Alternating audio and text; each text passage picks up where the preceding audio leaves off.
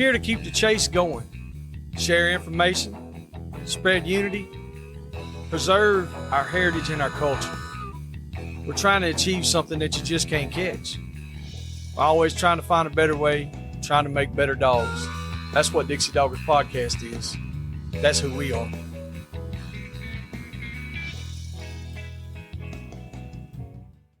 This episode is brought to you by Rankin Ranch 38 Cattle Company.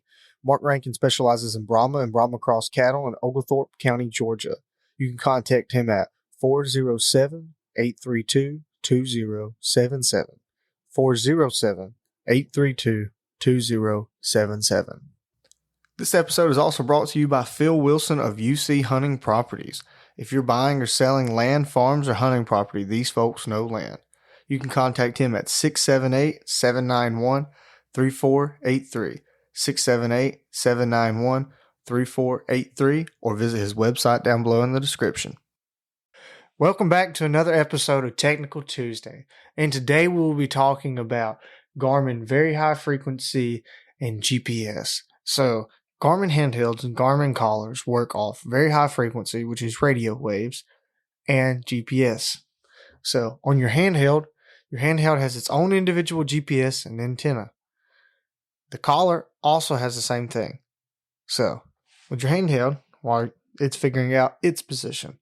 So, its GPS is pinging to a satellite, and that satellite is pinging back down to the antenna, and then the handheld is reading it. And with the collar, the GPS is pinging its satellite, and its antenna is receiving it. It is taking and processing that information, and then sending it back out to the handheld and pinging back to it as well. So you have the handheld sending its own information out, bringing its own information back in. The collar sending its information out, getting it, and then sending it to the handheld. So these are the two weakest points for failure of a Garmin device.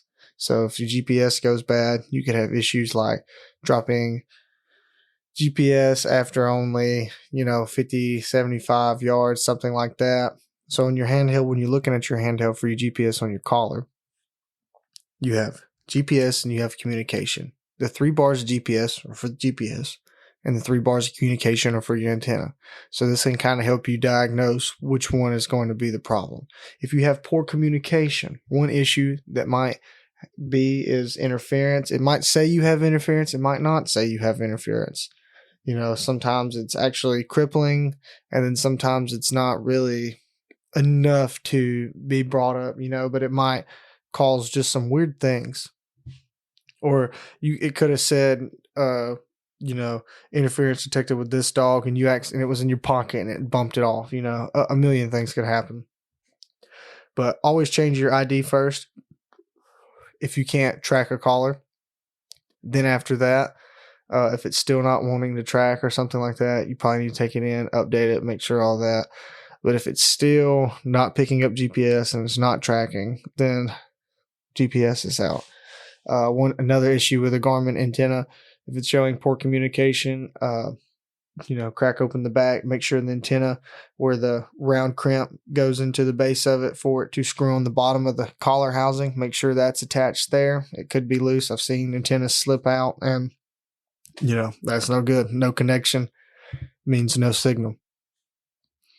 With your handhelds, if you won't pick up any collar, no matter which collar it is, past, say, 100 yards, 200 yards, something like that, check your antenna, and then go to your SMA connector, which is the little yellow piece that sticks out the top. You can take off the back of your handheld, and you can look at it, and you can see whether it's been disconnected or broken. On Alpha 200 and 300, it's plug-and-play SMA connectors, but on anything Alpha 100 older, it's all soldered in. Same with the GPS. When you hit the power button and you see your bars of GPS service, or on the Alpha 200, it shows it, and 300, it shows it in the top right-hand screen. If you have 0 bars of GPS all the time, no matter where you're at, then it's probably the GPS has went out. Very high frequency is a radio wave, so it can be stopped by things. Same with GPS. GPS signal can be lost. Like I said, these are all waves, so they can be blocked. It's kind of like building a dam for a lake. You know, streams flowing, you block it, it can't go through.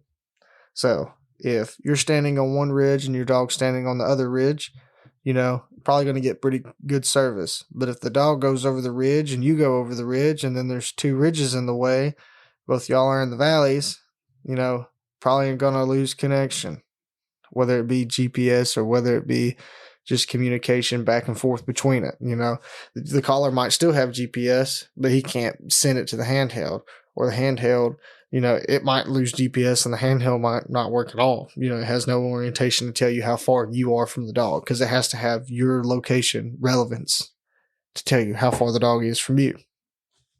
So, you know, these are just things to think about. It's technology. It's great until it doesn't work, but, you know, they can be complicated to fix and repair, but the principle of how it works is pretty simple. Handheld, signal, coming in, coming out. Collar, signal, going out, coming in, sending to handheld. Another thing with the collar is that antenna is also receiving all the inputs you put in through it, whether it be tone, shock, vibrate, changing ID, stuff like that. So that's that's also going through your handheld antenna as well. So that's why these antennas are so important, to keep them in shape, keep nice ones on there. If stuff's just not working, get a new antenna. Sometimes that's all it is. It could be a $10 or $20 fix for a lot of headache. Thank y'all. Stay tuned for the next one.